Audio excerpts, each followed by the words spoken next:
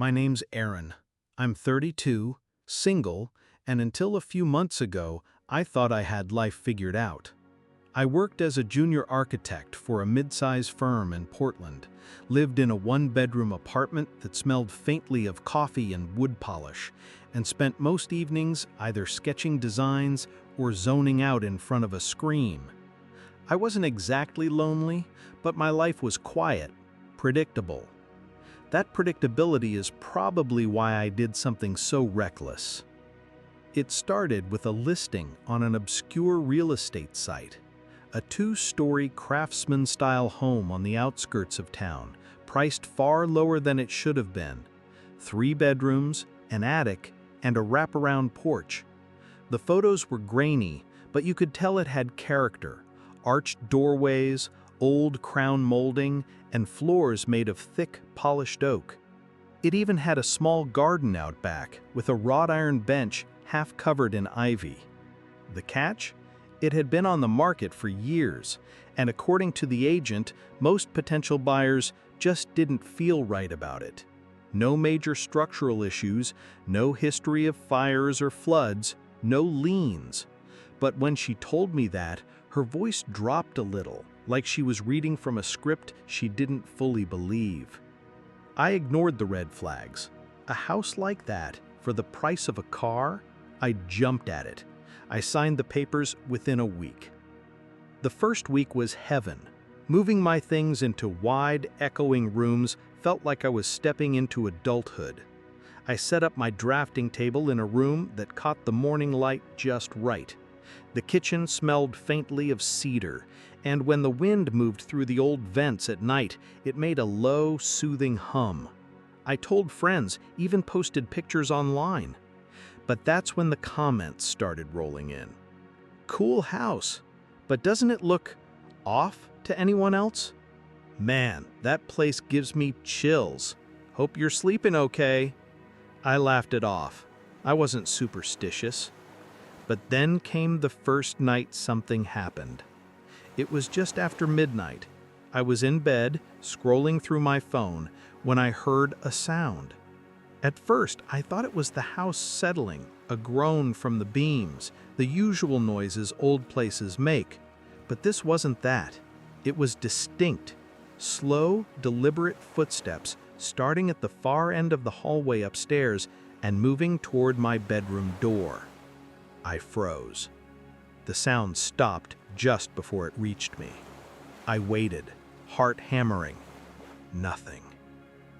After a few minutes, I convinced myself it had been my imagination, but when I got up to check the hall, the air was cold enough to sting my skin. The second night, I found something stranger. I keep my keys, wallet, and watch in a dish by the front door. That morning, the watch was missing. I eventually found it balanced perfectly on the top step leading to the attic, an attic I hadn't opened. I started to notice more things. Doors half closed when I knew I'd left them open, the smell of old tobacco smoke in the living room, even though I don't smoke, and faint tapping sounds behind the walls. By the end of the second week, I'd begun losing sleep. My friends joked when I told them about it, tossing around words like haunted and paranoid renter syndrome. Nobody believed me. But last night was different. Last night, I heard something that made me sit up straight in bed. It was a voice. Low, muffled, like someone whispering through a wall. I didn't sleep after that. I sat there, back against the headboard, staring at the door like it was the only thing holding me together. The whispering wasn't loud. If anything, it sounded far away, like it was being carried through the pipes, but it was there. A steady, unintelligible murmur, rising and falling, sometimes pausing, as if listening. I told myself it was the wind, or a neighbor's TV, but I live on the edge of town, and the nearest neighbor is a quarter-mile away. There's no reason I should be hearing anyone at 2 in the morning. The next day, I tried to laugh it off at work. My coworkers know me as the calm one, the guy who doesn't get rattled. But my hands shook when I poured coffee. I couldn't focus. When I mentioned the noises casually to a colleague, she smirked and said, "Dude, you bought one of those murder houses, didn't you?"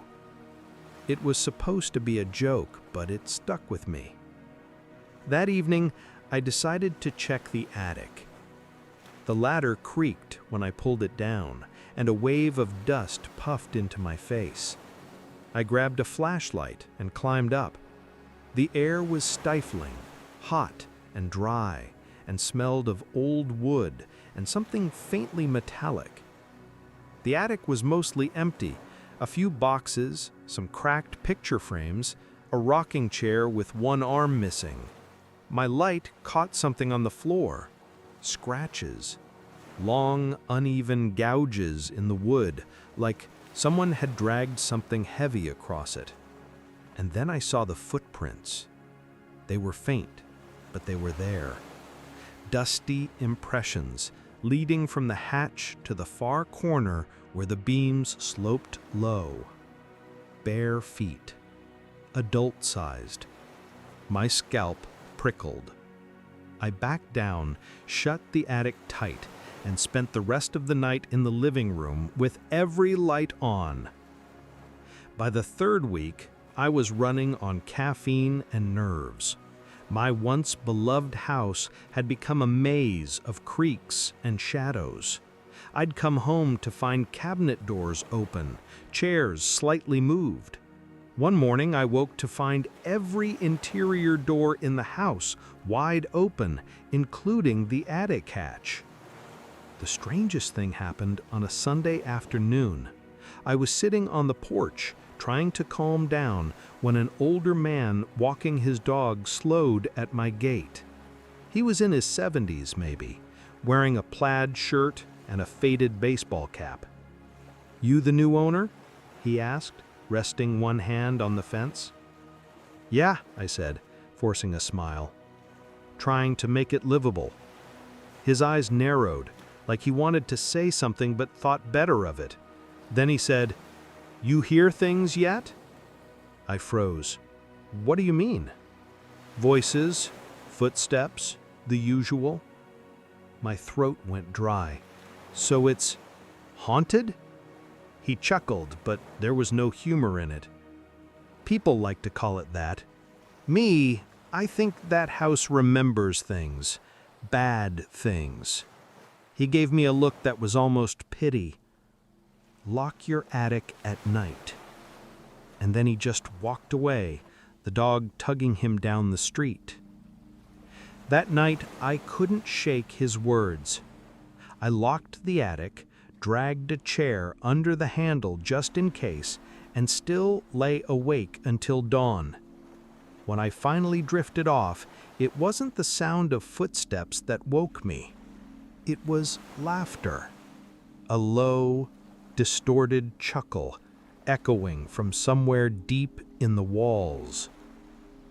The laughter didn't stop immediately. It rose and fell, as though whoever or whatever was doing it was pacing through the house, muffled by layers of wood and plaster. I sat frozen in bed, barely breathing. My first instinct was to call someone, but what would I even say? "Hey, I think my house is laughing at me?" By the time the sound faded, the sun was coming up, casting pale light through the blinds. I got out of bed, every step tentative, and checked every room. Nothing was disturbed, nothing obvious anyway. That morning, I decided to get serious. If I couldn't convince my friends, maybe I could at least get proof for myself. I bought 2 small audio recorders and a cheap motion-detecting camera from a hardware store. I placed one recorder in the hallway upstairs, the other in the attic. The camera I positioned at the base of the attic ladder, pointing up. For a day or two, nothing unusual happened, at least nothing beyond the occasional thump or creak. But on the third night, I came home from work and found the camera tilted upward at a strange angle. The lens was pointing directly at the attic door like it had been moved. I reviewed the footage right away. Most of it was just empty frames, shadows shifting as the sun went down. Then, at around 1:14 a.m., there was a click.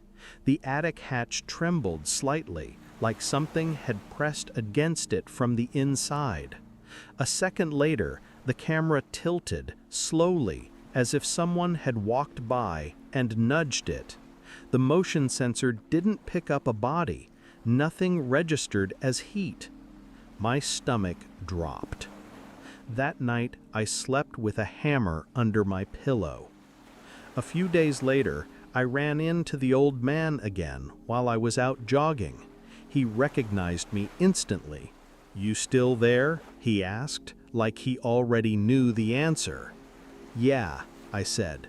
"Listen, what exactly do you know about that house?" He hesitated, looking down at his dog. "It's not my business. Folks tried to tell the last owners. They didn't listen either." "Tell me what?" I pressed. Finally, he sighed. "House belonged to the Catherines. Nice couple back in the 70s, but the husband, he wasn't right. People said he'd stay up in that attic for hours, days sometimes, talking to himself. Wife disappeared one winter, they never found her, and he hanged himself up there a year later." I stared at him, my pulse hammering. "And nobody's done anything about it? Cleaned it out?" "They did. Cops, cleaners, even the county inspector. But nobody stays. They all sell, fast. Some say the place holds on to the past. I say it's better left alone." With that, he tugged his dog's leash and left me standing there, sweaty and cold despite the morning sun. I told myself he was exaggerating, old-timer gossip.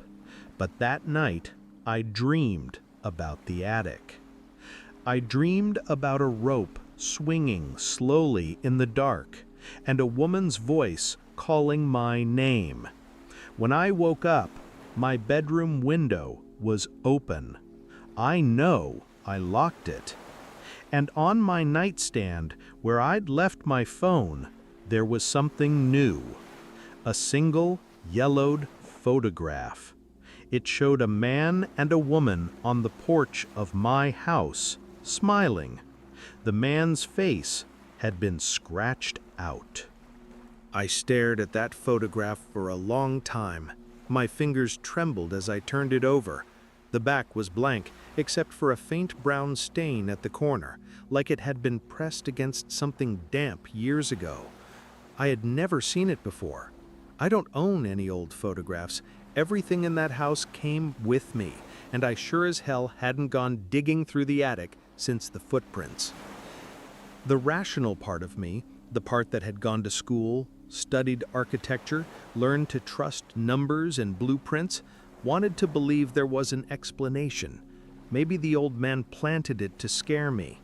Maybe it had fallen from some forgotten box, but deep down, something cold was settling in my stomach. That night I decided I'd had enough. I called a friend, Rob, one of the few people who didn't laugh when I told him the place gave me the creeps. He's the kind of guy who thrives on weird stuff, ghost tours, abandoned hospitals, the works. When I told him everything, down to the photo, he said, "Sounds like you've got activity, man. Let me come by tonight. We'll check it out together." I wanted to say no, but part of me was relieved. Maybe having another person there would make it all feel ridiculous. Rob showed up just after dark, armed with a flashlight and a cheap EMF detector he bought off Amazon. We did a slow sweep of the house, laughing nervously. Nothing. No weird readings, no footsteps, no voices. By night, we were back in the living room and I was starting to feel stupid. Then came the sound. It started faint, like something dragging across wood. Both of us froze. Rob killed the joke on his lips and held up a hand. The sound grew louder, a deliberate scrape, coming from above. The attic. "I stayed here," I whispered. "No way," he hissed back, but followed me anyway. We moved slowly, the flashlight beam jittering with my shaking hands. At the base of the attic ladder, the sound stopped. My heart pounded so loud it hurt. "I locked it," I said under my breath. "I locked it!" The chair was still under the hatch, but the metal latch was flipped open. Rob whispered, "Dude, are you sure you didn't?" Before he could finish, the attic ladder dropped hard. It unfolded fast, slamming into the floor inches from my feet. Dust exploded into the air. The flashlight flickered. We both stumbled back, and then something came down. Not someone, something. It wasn't clear at first, just movement, long fingers curling around the edge of the hatch, pale skin stretched too tight over bone. A shape hunched, as if it had been folded up there for decades. It moved wrong, too fast, limbs bending where they shouldn't, and the smell? Stale tobacco and something sour, like rust. Rob swore, loud and raw. I grabbed his arm and yanked him toward the door. We didn't stop running until we were outside, gasping in the night air. When we turned back, the ladder was still down, but nothing was there. Just the dark hole gaping at us from the ceiling. Rob didn't sleep that night. Neither did I. I stayed with him for 3 days before working up the nerve to go back. In the daylight, the house seemed harmless, just a little tired and dusty. I gathered what I could, clothes, tools, my drafting table, and left. I didn't sell the house right away. A part of me wanted to believe it could be fixed. But then 2 weeks later, Rob called me. His voice was tight. "Hey man, you're not gonna believe this. That picture, the one you showed me, there's another one in my car. Same porch, same couple. This time, the woman's face is scratched out." I didn't respond. What could I say? The house is still bare, sitting empty. I drive past sometimes, just to torture myself. The windows stare back, blank and cold, like they're waiting. People ask why I don't just sell it. I tell them the truth. I bought a haunted house. No one believes me, but I think it believes in me.